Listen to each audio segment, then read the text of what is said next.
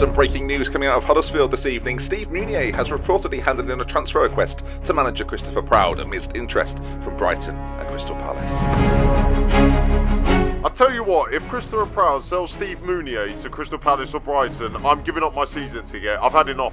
I've had enough of his management at the club. Get Proud out now. But John, you're top of the league. I don't really know what the complaint is about. If Steve Mounier wants to go, Steve Mounier wants to go.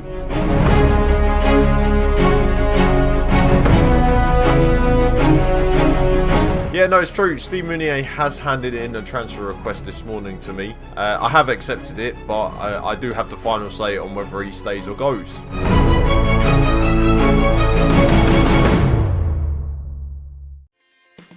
Well, hello everyone, welcome back. Attempting not to get sacked, we're back again, episode 16. This is probably one of the most important episodes in the series so far. The January transfer window is about to close. We've made a few deals here and there. We still got to get a few more over the line. The main question is Steve Mounier going to be a Huddersfield player still on the 1st of February? I mean, let's see. Because I'm excited. In the last episode, we lost to Brentford by 3-2, which was our first defeat in 3 months, but we did beat Leeds United in the FA Cup away from home with Chris Brunt scoring the winner. And thankfully, I'm focusing on the FA Cup in this episode in terms of the match, although I have a feeling we're going to be sidetracked with the Steve Mounier business. Results recently haven't been great since we beat Leeds United away. We've drawn the last 3 games, including 2 against teams that are fighting relegation in Sheffield United and Charlton.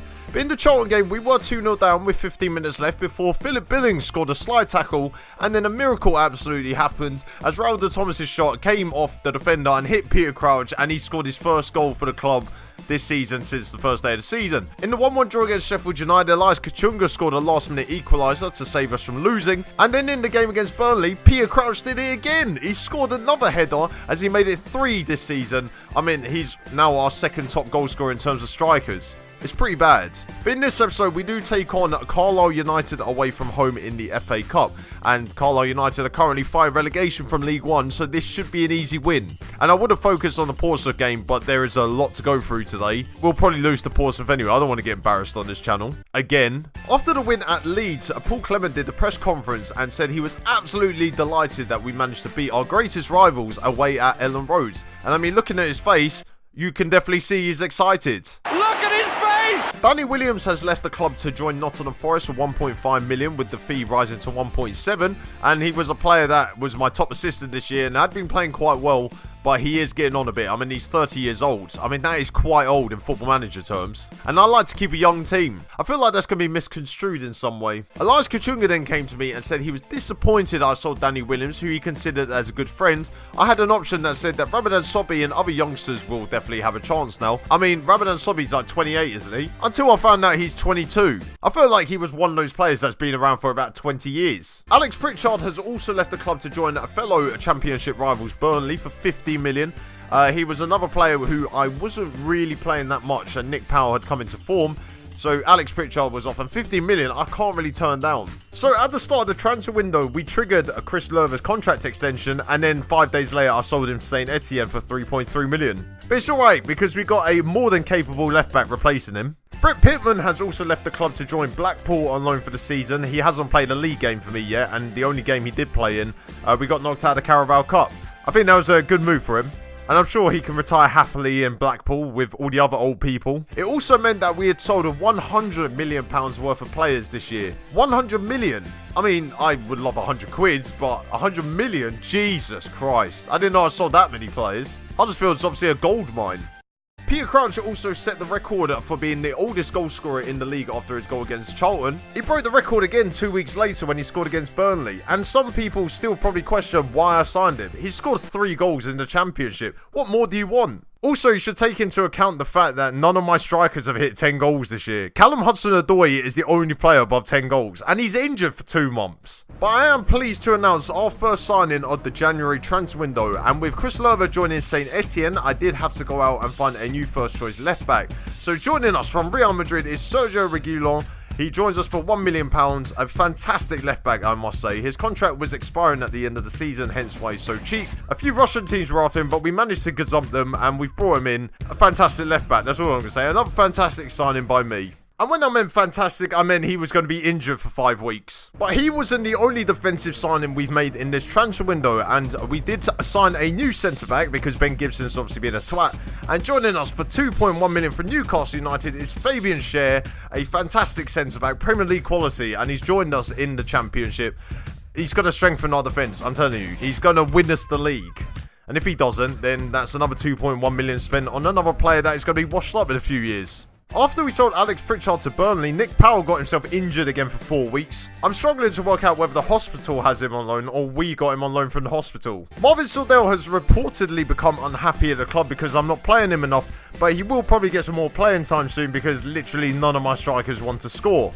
Other than Peter Crouch, obviously. And I have said that I am going to refuse to sell him because just like me, we're in this for the long run. But into the game against Carlisle United we go, and there has been a few changes to both the system and the team, because Carlisle United are a team that I don't really have to play my strongest side against, let's be honest. So Caldalo will start off in goal for us. He's now officially my second choice goalkeeper, so he will be playing in this match. The back four is pretty much the same as the Leeds game, although Ben Gibson and Jorgensen are now my third and fourth choice centre-backs, so they are now going to be in the team in cup games. We've gone with a flat midfield four, and Elias Kachunga and Chris Brunt will play on the wings, with Sergi Samper and Philip Billing playing in centre midfield once again. Sergio Gomez will play in behind Raul de Thomas, who leads the line on his own. I mean, this should be a walk in the park, there's no question about it. Although every time we're favourites, we seem to bottle it, and I don't understand why.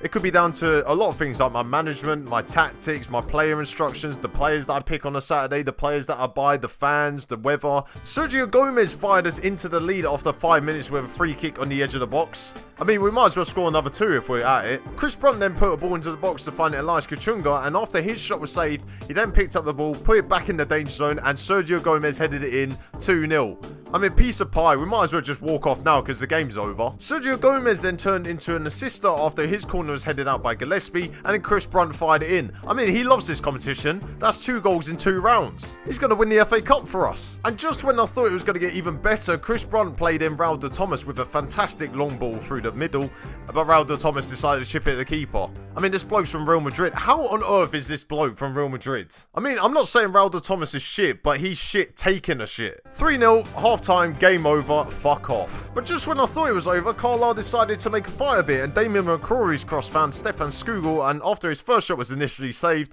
he put in the rebound. But it's not like we're going to concede another one to them anyway. So it was really handy in injury time when Nadwile put it across for Skugel to make it 3-2. Why? Why is this happening? And thankfully, we got away with a 3-2 win, and we're into the 5th round of the FA Cup. I mean, we're going to win it, boys. We are going to win it. We're going to win the Championship. We're going to win the FA Cup, and I'm going to win Manager of the Year because I'm the greatest manager that's ever managed Huddersfield in the Championship. After the Carlisle game, I was asked in a press conference whether Steve Mounier would be leaving the club, and I said I would be refusing to sell him, although I've set his asking price for 18.5 million. So if it gets matched, then I may have to sell him. I have got replacements ready in case the valuation for Steve Mounier is met by Brighton or Palace, but I mean, at the moment I haven't got any bids for them, so I doubt I will be accepting anything. But on the other hand, the social media are right. He hasn't scored since Boxing Day. That was a month and a half ago. Is he even the man anymore to take me up? Transfer deadline came around and we still had not received any bids for Steve Mounier from either Brighton or Palace or any other team that were interested in him,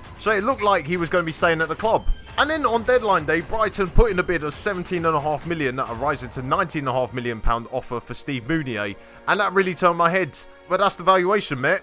I think it might be time to accept it. But then part of me thought that Steve Mounier has to be with this squad when we go up. So with that, I didn't know whether to accept or reject the offer. But after weighing up the pros and cons of Steve Mounier either potentially being at the club or leaving the club, I just decided to...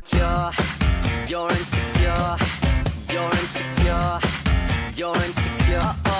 You're insecure. You're insecure.